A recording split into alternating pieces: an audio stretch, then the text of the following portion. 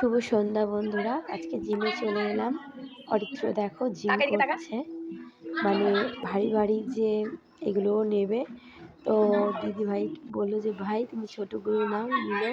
এবার প্রত্যেকটা ওর করতে হবে। আমি বললাম বাবু তুমি পারবে না? না মা আমি পারবো।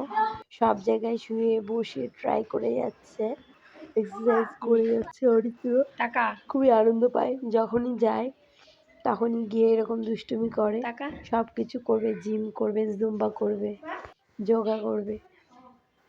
আর ওখানে প্রত্যেকেই ওকে খুব ভালোবাসে, খুব আদর করে।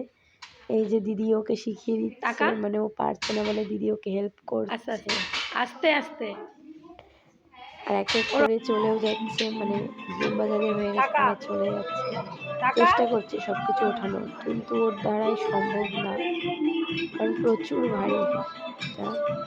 এবার বলছে মা আমি একটুখানি ঝুলবো। আমি বললাম না তুমি ঝুললে লাগবে।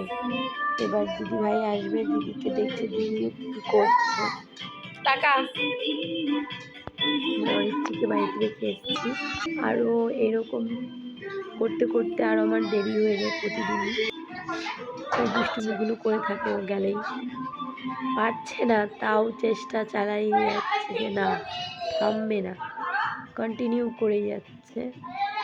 তো তোমরা সবাই ভালো থেকো, সুস্থ থেকো, নিজেদের শরীরের প্রতি যত্ন নাও সবাই। এইদিকে তো দেখছো অরিত্র নিজের শরীরের প্রতি কত যত্ন নিচ্ছে। তোমরাও নাও অরিত্রর মতো। তো আজ অবধি, টাটা, বাই বাই।